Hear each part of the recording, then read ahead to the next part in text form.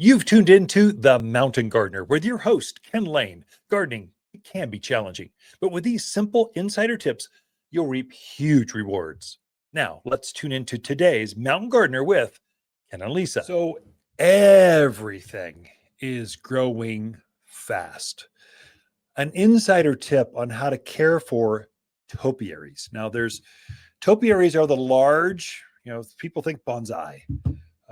Start little tiny things on a desk that's got little tiny structures and they're ancient. And well, out in the landscape, the big forms of that are called topiaries. These are artistic pieces. They attract you into the gardens, and they can be pom-pommed, spirals, there are all kinds of structures. And so we've probably got, I don't know, 2, 3, 4 dozen topiary plants, whether they're pine trees or junipers, or there's all forms, all types of plants. And the way you care for those is very, very simple. Usually you're going to try to keep that the same size. Don't let it grow. So I've got a Taniosho pine that's on a standard. The standard is we have a root ball, we grafted a trunk, and then we grafted the desired plant on top of that. So there's this 3-foot trunk with this beautiful, perfect pine tree on top, perfect ball. Then it's in a container, and underneath we've got flowers underneath it. It's stunning. It's striking. Everyone comments on it. It's a piece of art. And so they're actively growing right now. So if you've got a juniper tree that's in this perfect spiral, or a topiary alpine spruce, and it's got this structure to it, maybe it's perfectly square or octagonal. These are things you want to keep it that shape. And so as it's flushing its new growth, which is about now, I notice I need to this weekend prune my spiraled junipers. I've got these big pots. It's this perfect spiral shape. It's not natural. Then flowers are at the base. It's beautiful. It's right there in our seating area where we've got sofas, and it's this art form outside where the grills are. And we're sipping a glass of tea, watching the sunset. It's got art pieces in these containers. They're just glorious. But they'll lose their shape if not trained. And so what you do, it's real easy. If you just keep it the shape, as it grows new growth, don't let it grow. Just shave it back, give it a haircut, and keep that spiral form.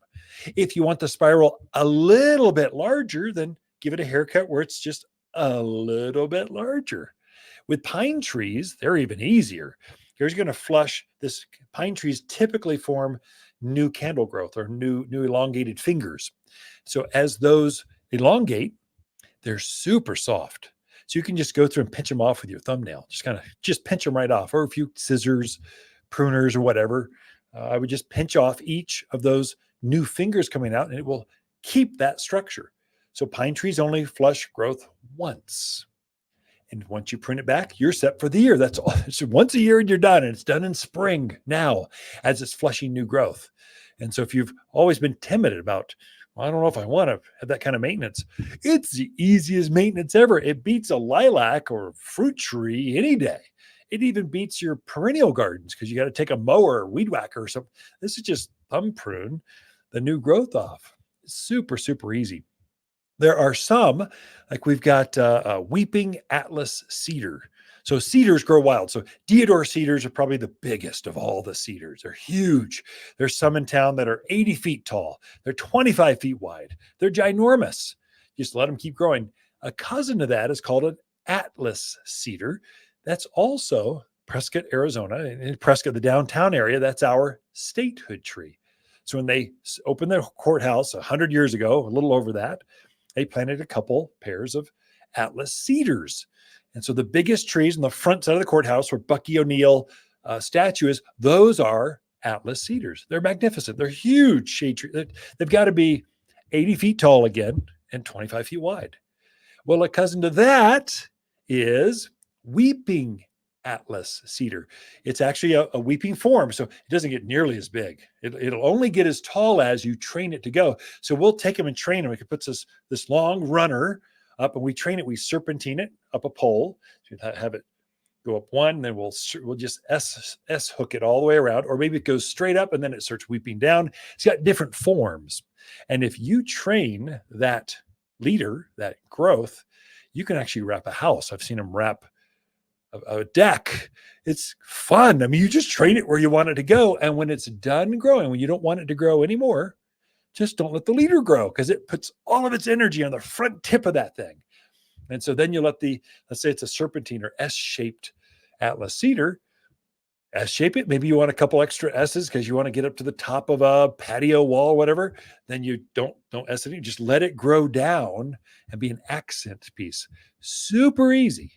If it hits the ground, it'll actually probably keep running down across the gardens. And so you have a little bit of maintenance. We've got some junipers called pom-poms. They're like pom-poms on the end of long branches. So you just, when it's done flushing new growth, just take some shears, easily just keep it around that pom-pom shape. Super easy. But the secret is do it just after they're done growing. Don't let that new growth harden off.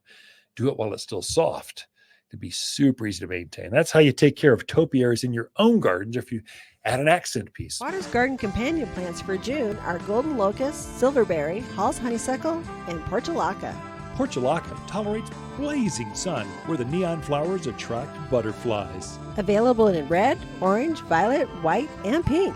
Great for containers, rock gardens, between sunny stepping stones, or any hot, dry garden space where nothing else grows. The brighter, the better. You'll find the toughest bloomers at Waters Garden Center, 1815 Iron Springs Road in Prescott. For a more fruitful garden, increased success in the landscape that just feels better, then tune in daily to the Mountain Gardener podcast. Subscribe through your favorite podcast streamer or visit watersgardencenter.com. Better yet, visit me directly right here at Waters Garden Center. Thanks for tuning in.